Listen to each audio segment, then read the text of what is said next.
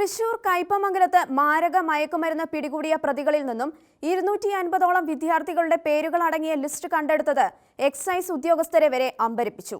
ലഹരി കടമായി നൽകിയവരുൾപ്പെടെയുള്ളവരുടെ ലിസ്റ്റാണിതെന്ന് പ്രതികൾ വ്യക്തമാക്കിയിട്ടുണ്ട്.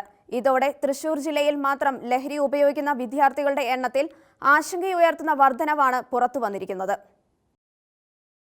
കയ്പമംഗലത്ത് MDMAയുമായി സഞ്ചരിക്കുകയായിരുന്ന ചന്ദ്രാപ്പിനി സ്വദേശി ജിനേഷ്, കയ്പമംഗലം സ്വദേശി വിഷ്ണു എന്നിവരെയാണ് കഴിഞ്ഞ ദിവസം പിടികൂടിയത്. എക്സൈസ് സംഘത്തെ വെട്ടിച്ച് ബൈക്കിൽ കടന്നു കളഞ്ഞ പ്രതികളെ പിന്തുടർന്നു ചെന്നാണ് അറസ്റ്റ് ചെയ്തത്. പിടികൂടാൻ ശ്രമിക്കവേ എക്സൈസ് സംഘത്തെ ആക്രമിക്കാനും പ്രതികൾ ശ്രമിച്ചിരുന്നു. പ്രതികളുടെ കയ്യിൽ നിന്ന് മാരക മയക്കുമരുന്നായ MDMA 15.2 ഗ്രാം പിടികൂടി.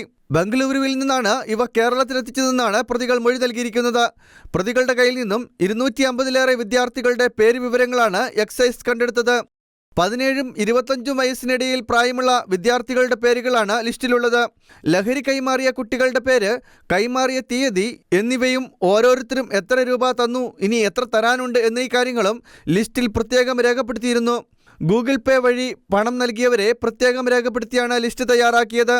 ലഹരി ഇടപാടുകൾ നടത്തുന്നതിന് വേണ്ടി മാത്രം പ്രതിയുടെ പക്കൽ പ്രത്യേകം ഫോൺ ഉണ്ടായിരുന്നു. ഈ ഫോൺ നമ്പർ വഴിയാണ് വിദ്യാർത്ഥികളുമായി ബന്ധപ്പെട്ടിരുന്നതെന്നും പോലീസ് അറിയിച്ചു.